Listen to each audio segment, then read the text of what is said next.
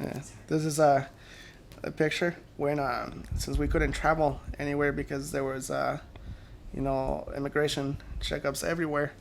Rather than going to New York to the Statue of Liberty, we went to Sterling, Colorado, and we took a picture where they have a miniature Statue of Liberty.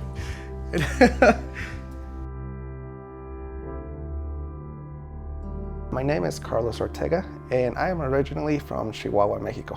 When I was a kid, I was trying to forget about the bad experiences I was having in school and all the bad situations that my parents were having. They had a store that they used to manage, and it seemed like it was almost every 3 or 4 months someone would come into their house, into our store, and they would rob us, you know. So I noticed that my parents, they started having, problems, and my dad wanted to find a way out. He wanted to have a better future for us. The U.S., I mean, to me, it was just a name. I didn't know what it was or where it was or, anything about it. I just knew it was a name and it was in a different place.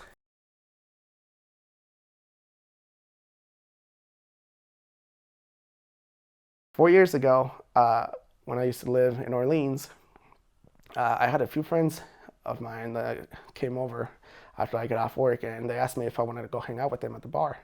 We sat down at the table closest to the door, and the minute we sat down, all of the eyes in the bar turned towards us, and you could just immediately feel like this tension in the building. You could see that we were not welcome, that they did not want us there. Within like 2 minutes, all my friends were like, you know what, let's just go. Like, it feels weird, it's uncomfortable, people are looking at us, they keep whispering things, let's just go. As we're walking out of the bar, these two guys get up and they say, where do you guys think you're going? And I say, well, we're leaving, we're going somewhere else. And they say, well, we don't welcome beaners here. And then I say, well, you know what? It doesn't matter what you want. We're leaving. We're not gonna put up with this. And as I'm walking out, the two guys, they pin me against the door, and they say, "Oh, you think you can just get out of here?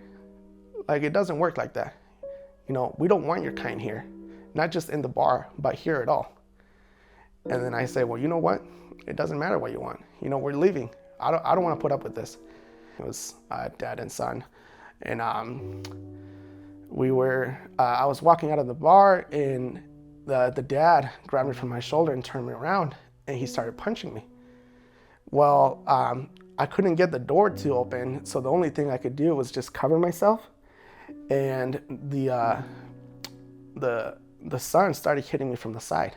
The son had like this pool stick, and he hit me in the back of the head.